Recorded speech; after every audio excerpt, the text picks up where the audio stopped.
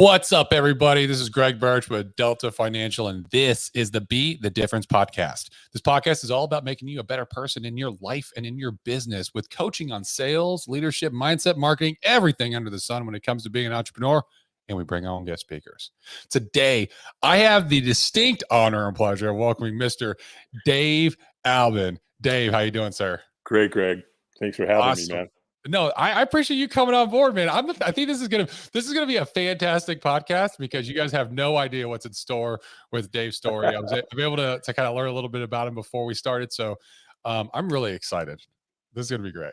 Awesome. To get everyone kind of up to speed, and for those of you that don't know who Dave is, I'm gonna introduce him. Dave was born in 1954 at Queen of Angles Hospital in Hollywood, California, to a single mom. He was adopted by his aunt and uncle on his mother's side at the age of 5. His adoptive parents told Dave that they were not his parents at the age of 11. Later that year, both his adopted parents started drinking, and this is where Dave's life took a hard turn. Dave tried alcohol about the age of 12, and by the time he was 14, he started experimenting with hard drugs. He became grossly addicted to drugs and alcohol, and therefore he joined AA some 20 years later in June 1988. This is where Dave was introduced to personal development industry. He attended a seminar with Tony Robbins in 1995, and he did his first Firewalk. Dave then went on to work for Tony Robbins for just shy of 20 years as Tony's Firewalk captain. Dave retired from Anthony Robbins Companies in 2014, shortly after Google hired him to put on an event for them at their corporate headquarters. And at that point, Firework Productions LLC was born. Dave has done gigs for NASA, Heineken, the Entrepreneurs Organization, RE/MAX, Chick-fil-A, Prove It, Google, NC Chiropractic Association, Wayne Dyer, T. Harv Eker, Crisp Video, Tony Robbins, and many others. Dave currently lives in the Appalachian Mountains in Ashe County, North Carolina. Holy crap, Dave. Really, Greg? Is that what you just read? I'm sitting there reading, going, "Who is this guy?" Right? And that always happens. Every single time I read a bio for somebody, they're like, "Man, it sounds so like when it's read, it's like, man, have I done all that?" It's such a dream, Yeah. It's just like it's like this make believe world that was out there, and I somehow passed through it. It was crazy. Absolutely. Yeah. So Dave, yeah. you know what? I like talking about struggle, man. So Yeah. I want to dig into that. Let's talk about where you started and the struggle that you had with your addiction and how you overcame that. It really came down to a very definitive moment, Greg, where, it's like, look, what are you going to do? You can't live with the excruciating emotional and physical pain any longer. So what are your options? And my option at the moment was put a bullet in your head. That was the easiest, fastest, quickest way to stop this unbelievable physical and emotional excruciating pain. And I do mean excruciating. And in a moment of compassion, I thought, you know what, if I pull this trigger, my family's going to have to live with the aftermath of that. And that's not fair to them. Yeah. And I was married to a woman. She had 3 kids. They were my stepkids. And so I'm negotiating with myself now. I've got this torment going on in my head. And I'm like, well, then, I'm in my basement when I'm going to do this. And I go, well, go out in the woods and do it. Well, I'm like, but still, they're going to have to go to school. It's going to permeate through the entire school. I mean, it's just wrong.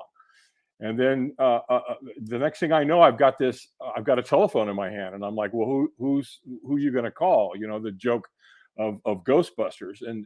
And the next thing I know, I call AA. Mm. And a guy came and picked me up. He took me to my first meeting. I went to 4 meetings that first day, and it stuck. And I went back the next day and the next day and the next day.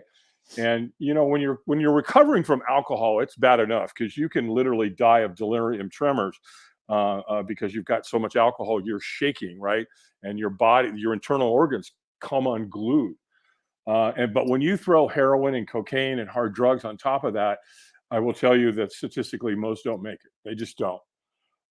And I did. And somewhere along the line, probably 6 months to 9 months, I was thinking, all right, obviously there's a higher purpose here. Mm-hmm. What's going on? And that's when I kind of started to delve into the whole personal development industry. And I had insomnia. I was up late all the time, Greg. I couldn't sleep. My sleep patterns were off the chain. And so one night I'm watching TV, and there he is. There's the infomercial, right? Back in the 80s. And there he is, the man himself, Tony Robbins, selling his program. It's called Personal Power. And I jokingly say it came on little white things called cassette tapes. Right? Yeah. Right. And so I bought the program. They sent it to me. I went through it, and I did what the man taught me to do. And it worked. Well, the next thing I know, I've loaned my tape program, and I read Tony's book too, Personal Power. And I loaned it to a friend of mine in AA. Well, 7 years later, he calls me in 1995 and said, "Hey, Tony Robbins is coming to town, man. Let's go. You got me into this. Let's do this." And so we did. And we went to the event. And by the way, he calls me back by the way, and he goes, "Oh, look, the tickets are going to be at will call. I've taken care of everything, and we just pick them up there, right?" And he said, "And by the way, this is what they want you to do. Hydrate, drink a lot of water, bring snacks, bring a good attitude, be ready to play full out." And I said, "Great. How much is the ticket?" He said, $700. I'm like, "Okay, don't you worry. I'll play full out." And then just as he's getting ready to get off the phone, he goes, "Oh, by the way, we're going to be doing a firewalk." And I remember thinking, "What?" I'm like, no. I want to go see Tony, but I'm not going to do that. I mean, that's for the crazy people. I'm sure I don't have to do that part. And so, I'm not worried about it. Right. Well, you get to a Tony Robbins event. Tony takes the stage at 2:00 in the afternoon. You're sitting in a theater with 3,500 people. The next thing I know, it's after midnight. And then he takes you out into this parking lot, and it's huge. It's a giant parking lot. And, he has you take your shoes off inside. Well, when he told us to take our shoes off, I'm like, whoa, wait a minute here. I'm not doing this. So I'm wrestling with taking my shoes off. Should I, shouldn't I? Because if I don't take them off, then everybody else that's going out there is going to know that I'm not going to do this firewalk, and they're going to know I'm wussing out. And, we can't have that. Yeah.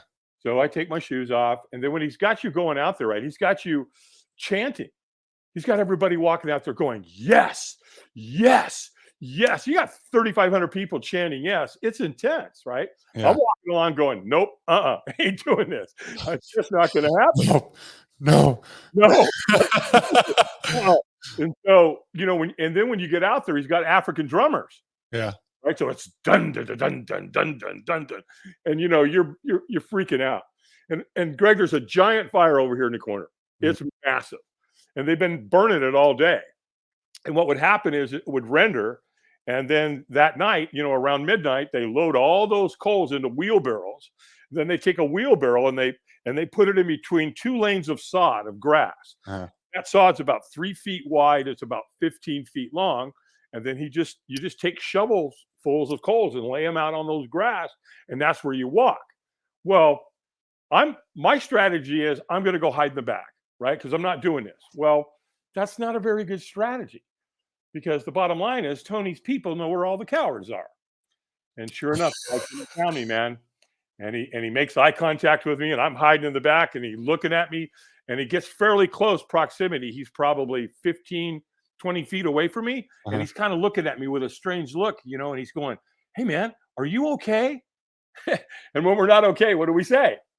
Yeah, fine. "Oh, I'm fine. I'm doing great, man. Get away from me. I want nothing to do with you." Yeah. And so this guy asked me a question, man. He goes, "Well, listen, are you going to walk tonight?" And I said, "Absolutely not." And he goes, "Dude, that's cool. It's all right. Just don't worry. We don't want you to do anything you don't want to do." And I thought, all right, I like this guy. He's my ticket out of here. Yeah. And then he asked me a question that changed my life. And I don't know this guy to this day. I don't know who this guy was. He said, "Well, wouldn't you at least like to watch?" And I said, and I'm thinking, yeah, I'd like to watch these people burn their feet off. Sure, let's do this. He says, "Well, you can't see anything from way back here." I was well over 100 yards away from where all the action was, right? Yeah. I'm way in the back, and you got 3,000 people in front of you. You can't see anything. And so that's what he said. He said, "Well, you're not going to be able to see anything back here. Why don't you just get in line, and then eventually you'll be able to see it," right? So I bought into it. And in his defense, he was telling the truth. Yeah. I couldn't see anything. So sure enough, I get in line, and I'm kind of walking along. And the next thing I know, I can't see in front of me, but I can see at an angle. And I can see him. and they're doing it. They're walking. And I'm thinking, what is going on? What are these people doing? This is insane. Why are they doing it? I mean, your brain's going nuts, right? Yeah. And the next thing I know, a guy comes up to me and he whispers in my ear and he says, hey, he knows when you're ready. When he says go, you go. And I'm thinking, what? You didn't get the memo. I'm not doing this. Well, I'm just kind of walking along. And the next thing I know, Greg, boom, there I am. I'm at the front of the line. And I'm looking down and the coals are bright red, on that grass, on that lane. And there's a wheelbarrow there and you can feel the heat coming off and everybody's still chanting yes. And the drums are going, your heart's beating out of your chest. And I'm staring at the coals. Well, there's a trainer standing there.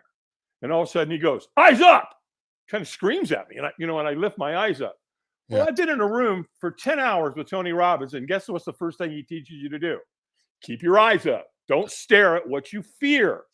You get what you focus on, right? So now my eyes are up and he said, squeeze your fist and say yes. And I went, yes. And he went, stronger. And I went, yes. And then he got in my face and he screamed at me.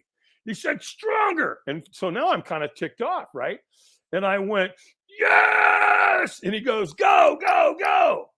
I took off. Well, and by the way, there's two guys at the end of the lane that stop you, right? They catch you and they say, stop, wipe your feet and celebrate. And I'm wiping my feet and I look back and I'm thinking, what the heck just happened? And here's what's interesting about firewalking. It's the first thing I learned. If you take the first step, you'll take the second, third, fourth, and fifth. I guarantee it, right? And then that's when I went into total amazement. It's almost 1 o'clock in the morning. I'm out there in a parking lot with 3,000 people. It's a beautiful summer night. The moon's out. We're just outside. We're in Reston, Virginia, just outside of Washington, D.C. And so I'm in disbelief because I just walked on coals that were 1,000 degrees and I did not burn myself. How is that possible? How can you do that? What's going on? And I had no answer for it. And I'm not saying I have an answer for it today either, even though I've, come this far 3 decades with all this. Yeah. And then, I went to bed that night but here's where it got really, really interesting, really amazing from my perspective was the next day. Because when I came in, I saw 3,000 people come together and I'd never seen anything like it in my life. They were so community. They were so humanistic. They were laughing, they were crying, they were hugging, they were telling each other their story. They were talking about the night before and the firewalking. And I'm thinking, what in the heck just happened? Did we drink the Kool-Aid last night? I mean, what is this? How could people come together so united just based on, I don't want to downplay, but a little firewalk the night before. Yeah. And so that's what got me. That's what did it. And then the next thing I know, I found out that Tony uses a lot of volunteers for his firewalks. Well, I signed up for that. And the next thing I know, I'm in Fort Lauderdale, Florida as a volunteer, going to work one of Tony's events, the Firewalk, which is called UPW, by the way. Unleash the Power Within. Unleash the Power Within, the Firewalk experience. Yeah. Well, because I had some security background and I had a military background, I got invited to help with some of his celebrities. And then the next thing I know, I'm on the fire team. So I'm part of that team. Well, that takes 60 to 70 people to be able to facilitate all that. Yeah. And so I'm just one of the volunteers. Well, the next thing I know, in 1997, I got offered the job as the assistant fire captain to the captain. Next thing I know, in 2003, Tony offered me the fire captain position to take over all of Tony's firewalks globally. Yeah. And then that was in 2003. 2005, we set a world record in London. We firewalked the largest group that ever been walked, which was 12,300 people. And in my negotiations with Tony, when he first offered this to me, I told him I couldn't do it. Yeah. And he said, you can't or you won't. And I go, well, I can't. He said, do you mind if I ask why? I said, sure. And I said, I homeschool my kids. And he goes, oh, wow, I missed that. And he said, so if we paid to have your kids travel with us, would that make a difference? And I said, yeah. Absolutely, it would. And so the next thing I know, I'm on the road with Tony Robbins, and my family got to travel with me, which was, phenomenal, especially, obviously for my kids. Their Yeah. first event was in Sydney, Australia. So it was extraordinary, for them. And by the way, Tony treated my kids phenomenally. I mean, he was so good to my family, so good to my kids. They actually firewalked. My daughter was 6 years old the first time she firewalked. My son was 9 years old. And I have since that time firewalked lots, just thousands of kids of all ages. It's such a life-changing, a paradigm shift experience. Yeah. And then in 2014, I'm driving down the road and Google calls me. Literally, I pick up the phone and it's Google, and they're introducing themselves, and they want to know, are you the Dave Albin that does the firewalks for Tony Robbins? Yeah, why? What's up? They said, well, if you're not under any non-compete or contractual obligation to Robbins, we'd like to talk to you about hiring you to do a gig in Mountain View for 148 of our executives. And I'm like, okay, well, I'm, homeboy here is he's a free agent, so I can do what I want. And the next thing I know, Greg, I'm on my way to Mountain View to do a glass walk experience for 148 of Google's executives. And that's really when the light bulb went off. That's when, I remember when I was flying out there for that gig, I was like, okay, there's more to this, right? This is a product. This is something it's a life. I mean, if Google's going to call you, what other companies would want to hire you? Yeah. In fact, when I got out there, after I finished the event, I was sitting down to lunch with at a table with some of the executives, and two of them said right to me, they said, dude, we're not here to try to tell you what to do, but if we were in your shoes, you might want to think about creating a company and a product and taking this out to corporate America, because this is such a life-changing paradigm shift experience. And he said, corporate America will eat you alive, man. They're going to be all over you. Yeah. And so that was it, man. That's, Firewalk Productions was born. And the next thing I know, I'm at NASA. Next thing I know, Notre Dame, Heineken, Remax, Chick-fil-A. I mean, and 90% of all my success has come organically, has come from that. So it was just it was just a series of events, right? Save your own life, get off drugs and alcohol, go to AA, change your life, get exposed to the personal development industry, meet Tony Robbins, work for Tony Robbins. Next thing you know, there went my career, which is on and on and on. And that magic continues to work today. I mean, look where I am now. I'm with you. You're one of the top podcasters around, right? And here I get to come on your show and get interviewed, which is, what an honor, to be here and to be talking to your audience. Oh man. So Dave, I'm completely mesmerized by your story. I'm just sitting here in amazement listening. And I was like jaw dropped, So thank you so much for sharing that. Sure. I want to back up to that night, that pivotal night when you're like, nuh-uh, not doing this. And highlight a few things. The first off, I want to ask you, what do you think was preventing you from wanting to do it from the get-go? Do you think it was fear? Do you think it was just like a disbelief? Maybe a mixture of both of those? Like, what do you think was really like holding you back? Yeah, it's definitely a mixture. The unknown, fear, certainly fear.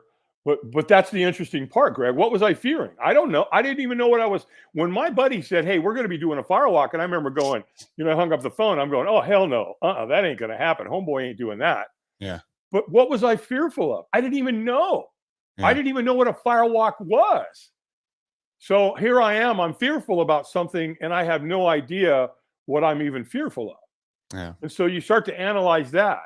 And then you start to realize, here's what I've learned over the years of doing this. If you don't do what you fear, fear's not done with you. It will continue to take things away from you. That's just the way it is. So we have to decide, what is fear? What's the acronym to us, right? Yeah. Forget everything and rise, or face everything and rise, or forget everything and run. Yeah. AA says false images appearing real. I don't know. That guy just, I got there. The moment was right. I'm standing there. The guy got me in a really powerful state. So I had, I had all these chemicals, fight or flight syndrome is right there in that moment. Yeah. And I was there, and he screamed at me, and I yelled, and I was kind of like ticked off at the guy. And I think he knew by my physiology what to do and what to say to me. And boom, I took off.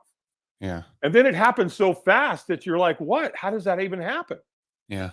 And I've seen this before. Obviously, my team and I, including my time with Tony, I've walked somewhere probably close to 500,000 people. And we've walked every celebrity you can imagine. My last Firewalk with Tony in 2014 in Fort Lauderdale, Usher was there, Pitbull was there, Chuck Liddell, MMA heavyweight champion, was there. There was somebody else that was well known that was there as well. And what's interesting, even a guy like Chuck Liddell, right? Here he is, talk about training and discipline and taking punches and getting his butt kicked, for years, right? He had apprehension, because when you're looking down at the fire, it causes you to think, Yeah. like, wait a minute, you sure you want to do this? You ever been burnt? So we know how painful that is. And so it's really a reckoning, right? It's really that moment of decision. Absolutely. Because again, it just comes down to doing the things we fear. And so I love that. And you're making a great point. And I don't know if you've ever read the book, not Think Roach, The Magic of Thinking Big by David Schwartz. It's the second chapter in the book is literally the only thing that cures fear is action. Right. The only thing. And you have to go towards that fear. And it's beautiful because when you get through that fear, when you actually push through and you just do it, that you realize, like, what did I have to be afraid about? And also sometimes you have these miraculous experiences that are it's like pure bliss that you end up experiencing that can be just life-changing events. And it sounds to me like, Dave, you've had a few life-changing events, from negative life-changing events like your adoptive parents starting to drink heavily, that had an influence, to the hitting rock bottom and eventually going to AA. And I would say that Firewalk experience that you did, that you were like, no, and you eventually, and you did it. And having, like, pushing yourself past that fear, which really you were kind of pushed along the way.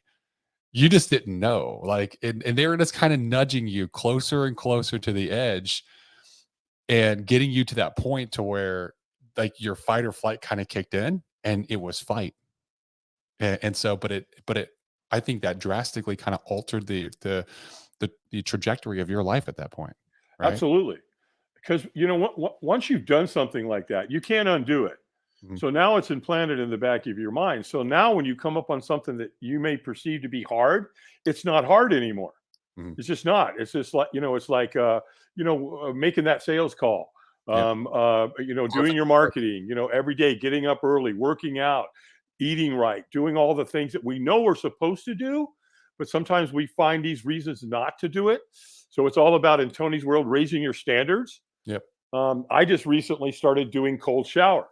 Mhm. I had a buddy of mine challenge me, and so I went, nope, yeah, okay, fine, let's do it. Well, I tell you what, man, I did it that first day, and they tell you, and I live in the Appalachian Mountains, right? So the water is really cold coming into my house. Yeah.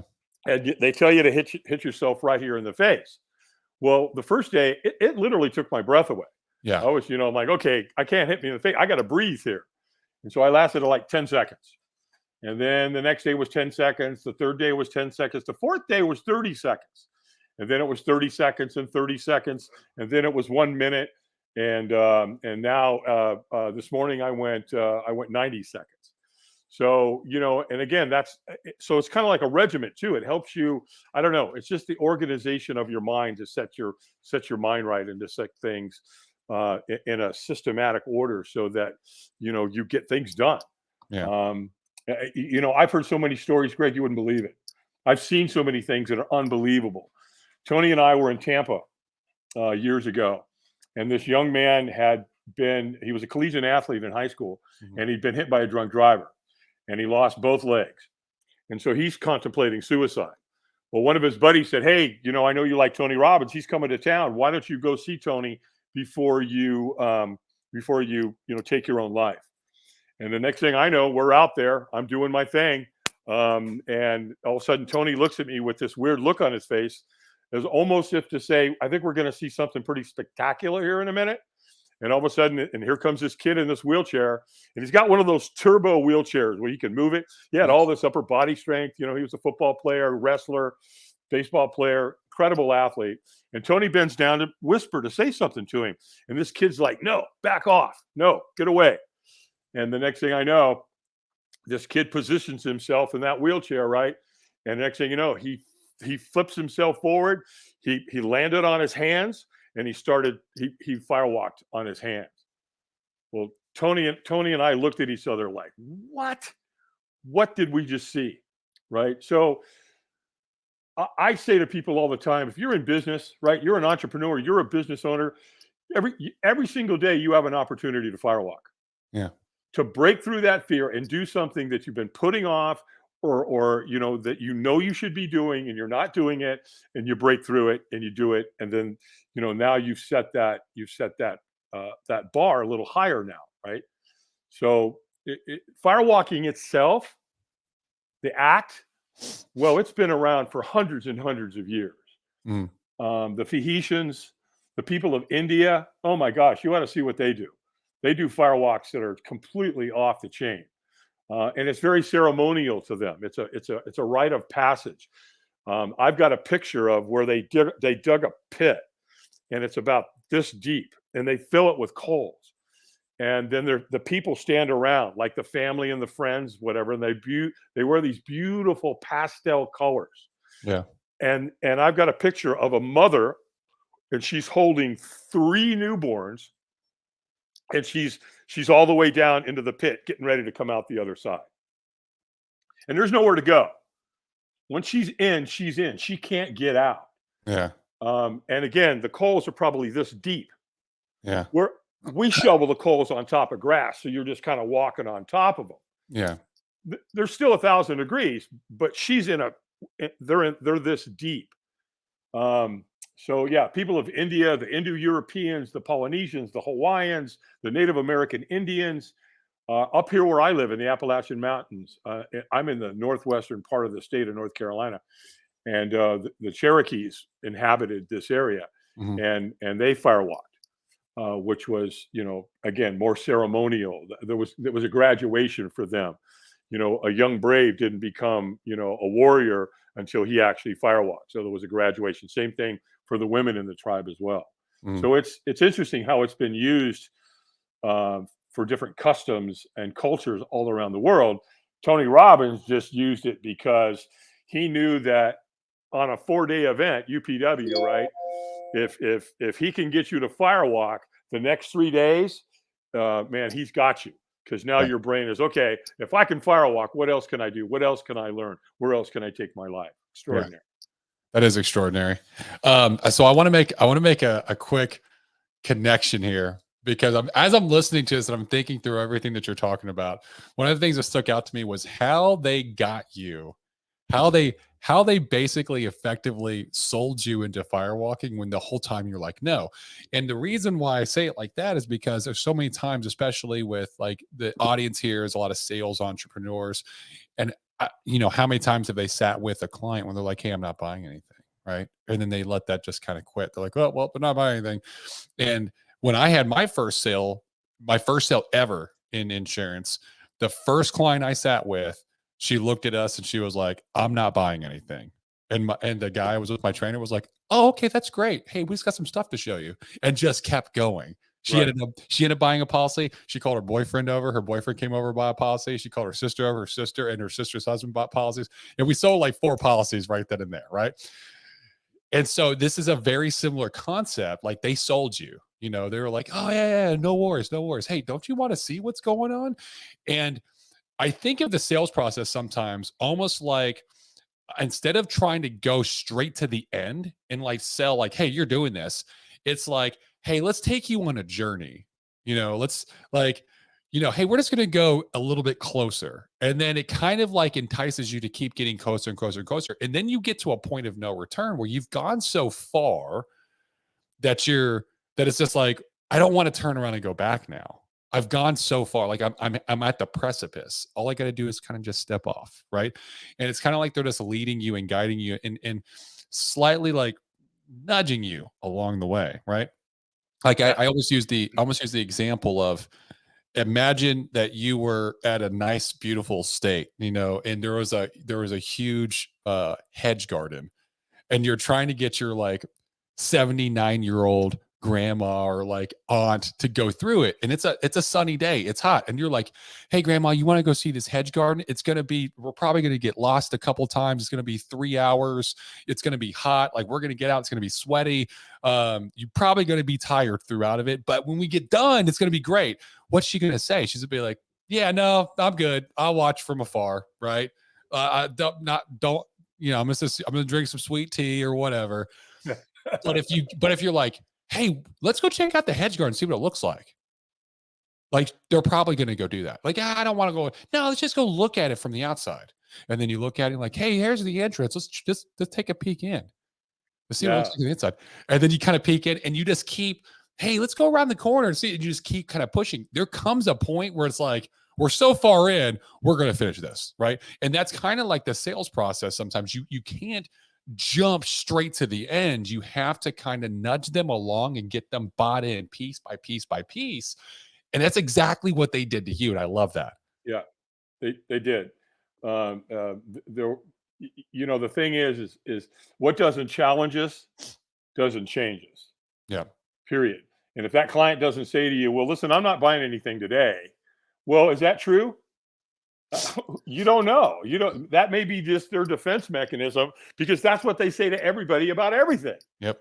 And the fact of the matter is, I think it's our job to say, yeah, okay, hey, not a problem. Let me just show you a few things here about, like you said, what this policy is, what it's going to do, how it's going to serve your family, and what's going to happen if something bad does happen.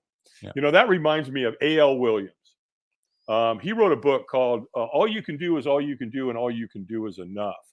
And he was, I believe, his dad was a high school football coach. He's a single mom, and his dad died and left him nothing.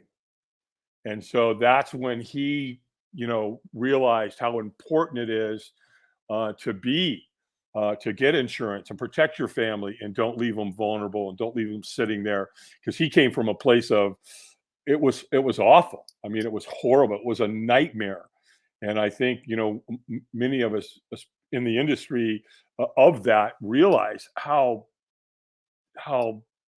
just how awful that would be to be in that position. So yeah, it was like, from the moment I said, and I said the same thing, right? When he told me that, hey, we're going to be doing a firewalk, I'm thinking, oh, hell no, we're not doing that. Well, I'm not going to buy anything today, right? So there was my first bit of resistance. Yep. And then the next thing you know, you get to the event, and it's spectacular, right? You got 3,000 people, you got music, people are dancing. Tony's incredible energy comes out. He spends 10 hours on the stage encouraging you and showing you what happens in people's lives once they get to a certain point, and how to accomplish and do these things, right? And then the next thing you know, take your shoes off, right? And by the way, he actually has you do it standing in the room. He teaches you, look, your brain doesn't know the difference. We're going to do a firework right here, right now, standing in the spot. And your brain's not going to know the difference. It'll fire off the same chemicals. It's going to do the same exact things, just like when you get out there and you do it live. And so we did that. We practiced that 2 or 3 times, right? Yeah. And then again, take off your shoes. Interesting. What happens if I don't take my shoes off? I'm embarrassed. Everybody's going to be looking at me. I don't want that, right? So that worked. And then, of course, you're chanting, right? Boom, boom. Next thing you know, African drums. The vibration of that when you get out there, it's just absolutely intense. And it becomes very tribal, right? What you don't realize, firewalking's been around for 1,000 years. Yeah. And they've used this technique to get people into the whole experience in and of itself. And then the next thing you know, man, you're in front, and there's a trainer right there to support you. Yeah. And there's a dude to go find you because they know what you're thinking, or at least what some people are thinking. I'm not going to do this. Can you imagine if they hadn't have sent that guy to me? Had he not found me? Mhm. Had he not encouraged me? Well, hey, we don't want you to do anything you want to do, but wouldn't you at least like to watch? Wouldn't you at least like to look at this policy to get an idea of what it would do for you and your family? God forbid you get hit by a bus or whatever, or something happens to you or whatever. Mhm. I mean, that's a scary position. Um, and then the That's a next thing you great way know, that's a great way to position it. Wouldn't you at least like to see the policy and see what it could do in the worst case scenario? worst case scenario, Yeah. can you That's imagine great. what would happen to your family? If something was to happen, Yeah. and all of a sudden, it's hard enough to deal with the loss of a loved one, but to find out you don't even have money to bury them. Yeah. Oh, I mean, you can't imagine. I have a good friend of mine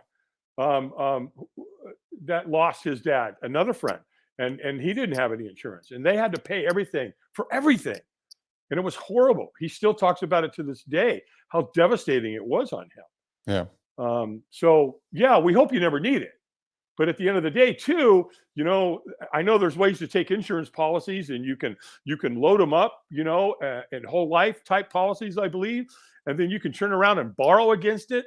I mean, and you can do it, I believe, tax free, things like that. You'd have to talk to, You're an you're accountant, basically an agent. You're basically an agent, Dave. right? Well, I mean, here's the cool thing about my life: proximity, man. Hang around people that are smarter than you. Yeah. And Tony teaches this. We are who we spend time with, and choose wisely, because you will become who you spend time with. Yeah. So yeah, I mean, it's just crazy. There's things out there that people don't even, they have no idea how to leverage it and use it. And again, the wealthiest people in the world, they understand insurance and how it works. And that's really important. So, I think, an insurance agent, somebody that's good and knowledgeable and passionate and understands how that whole process works and what they're doing, man, that's somebody you got to have on your team. Yeah. They're like a linebacker for you, man. And so, yeah, not to have that is crazy. So from my perspective, yeah. And then again, finally, to close that out was, and there's that trainer, squeeze your fist and say yes. Yes. He knew that I wasn't in a good state. Stronger, he said. Yes. And then he got in my face. Strong, because he knew there was more. He knew I was leaving a lot on the table. Yeah. And then when I threw my hands in the air and screamed, guess what? All the chemicals, were instantly in my body. And I just took off and did it. And then there it was, the reward. In fact, once I did it, and they said, stop, wipe your feet, and celebrate. I remember looking back at the coals and seeing how hot they were. And I go, oh my gosh, I burnt myself. My foot felt like it was burnt. And I looked at my foot, right? I lifted my foot up and I looked and I go, it's dirty, but there's no burns. Oh, it's the other foot. I looked at it. It's dirty, but there's no burns, which is a really interesting distinction in how our minds work. We got to be careful. It'll play tricks on us, Yeah. So yeah, I think, and I think, was it Tom Hopkins that used to talk about how many no's you have to get before you get a yes. Yeah. So anybody that tells you no, he used to say he'd make, I forget what he was, I think he said he'd make about $500 for the sale of whatever it was he was selling. And every time he got a no, he would say he was that much closer to a yes. So he'd say, thanks for the $50, which I thought was really interesting. Yeah. That's another thing too, from my perspective, just immerse yourself in knowledge and wisdom. There's so many great teachers out there, and that'll teach you anything you want to know. And just don't give up and be consistent. From my perspective, it's been consistency. Absolutely. And it's a never ending, it's a lifelong journey, right? So this personal development journey that you started back when you started going to AA, Yeah. it was a lifelong journey that you committed to at that point, and then it just kept developing and growing and growing and growing. And the second you stop and like, oh, I got it. Well, this is true for everything in life. This is true for every living organism. If you're not 100%. growing, you're dying. That's right. 100%. And something that happened to me early on in AA is in the preamble. And what it says in there, it says, when anyone anywhere reaches out for help, I want the hand of AA to be there. And for that, I am responsible. I took that seriously Yeah. because, when somebody new comes in the door, their life's on the line. And I don't candy coat it. I tell them, look, I'm going to talk to you because I know your life's on the line. And I'm going to talk to you from that place. I'm not here to be your friend. If you need a friend, buy a dog. Yeah. You just landed an AA sport, and you better listen to what these men and women tell you to do, because if you don't, the pain and suffering that it's going to bring on you and your family is beyond your wildest imaginations. I've seen it. I've witnessed it. Personal development just happened to come, as a result of having insomnia, right? I was just up late one night, and there he was on TV. And the thing is, what I find really interesting about life is, I was listening to Gary Vee the other day, and he was talking about, the chances of being born. The chances of being born mathematically is 1 in 400 trillion. Well, that's really interesting. Mm-hmm. And so for all your listeners that are listening to this today or this evening, what did it take for them to be here? I mean, generationally. And here's what I mean by that, Greg. Let's say we go back 12 generations, right? How many people did it take for us to be sitting here right now communicating with one another? Yeah. Family members, 4,094 people. 4,094 people. That's 400 years, 12 generations. And guess what? Everything had to happen perfectly. Absolutely perfectly. And if it didn't, and if it doesn't, then guess what? You're not here. And we're not here. We don't exist. We don't exist. And Yeah. all the pain and all the suffering and all the stuff that they went through is just nuts. Just absolutely nuts, man. So yeah. I want to ask, I'm sure that the audience wants to know, what's it like working with Tony? Yeah, I get that a lot. Tony's a bitching guy, man. He's everything he is off stage that he is on stage. He's a very, very, very sweet guy, very nice guy. And he's brilliant. And yet here's the key. He immersed himself in studying personal development. He's read thousands of books. He studied under Jim Rohn. He reads Think and Grow Rich every single year. And so he walks his own walk, and he walks his own talk. And again, he treated me and my family amazingly. And he's a fun guy. When he's off stage and we're bantering and we're having fun, he's just like you and I right now, right? He's just a good, fun natured guy. And, he's a big guy, obviously. He's 6'8". He grew 1 foot, and when he was in high school, he had a tumor on his pituitary gland, and it caused him to grow 1 foot in 1 year. He calls it his personal growth spurt. But yeah, he's a bitching guy, and I would encourage you, if you get a chance to go see him, go attend one of his events or read any of his books or his programs. Check him out, because I've read some of his books. Right? Yeah, because if you're sales, is awesome. Yeah, that's one of my rituals. When I get up every morning, what's the first thing I do? I drink water.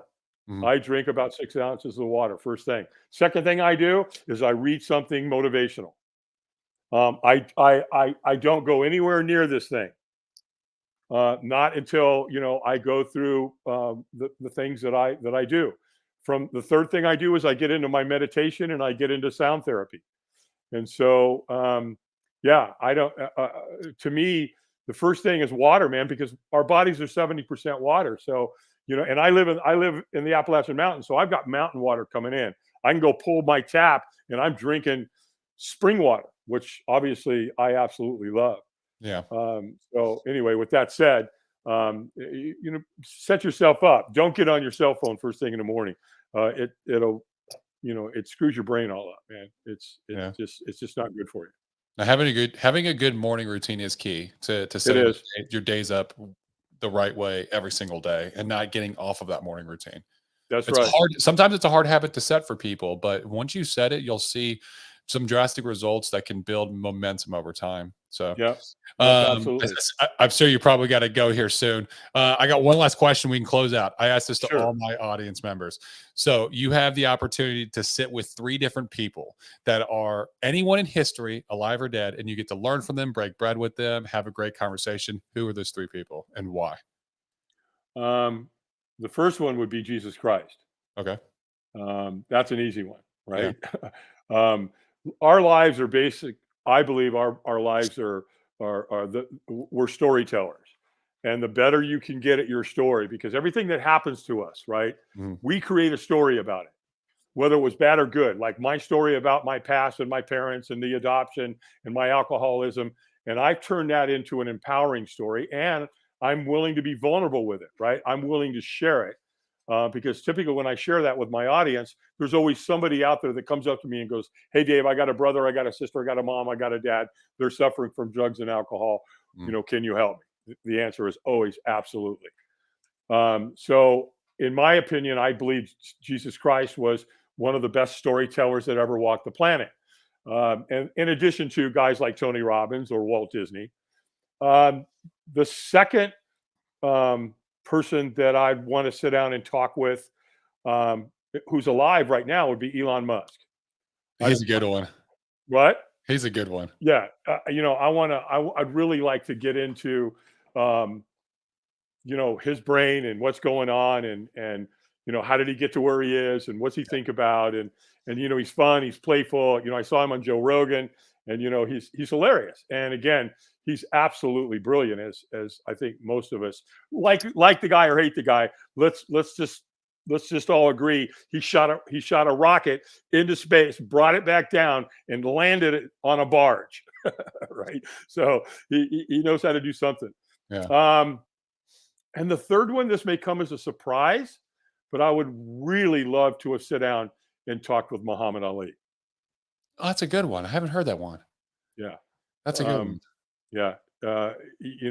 He was an incredible athlete. He had an incredible mindset. And I think there would be, just a ton to learn from him from that Yeah. standpoint. Yeah. Awesome. Yeah. Well, Dave, thank you so much for coming on. This was an amazing, amazing story that you shared. Thank you so Thank much. you. I know the audience is going to get a lot of value from listening to you and all your experiences. And so I appreciate it. Thank you. If anyone wants to reach out to you or learn more about Firewalk Adventures, what's the best way they can find you? Our website. Our website's got everything there. So that's just www. That'll be in the show notes for Oh, the it'll be audience. okay. Sure. Yeah. This has been the Be the Difference podcast. Do me a favor. We grow by word of mouth. We grow organically. It's why we don't have any ads. So it means the world to us if you could go ahead and share this content, give us a rate, a review, a subscribe, and share the content so that more people can learn from Dave's story and hopefully impact somebody, provide value to them. That's why we do what we do, is to provide that value. So I appreciate it. If you could do that, it will only take about 60 seconds. This has been the Be the Difference podcast. My name is Greg Birch, your host, as always. Until next time, we'll see you.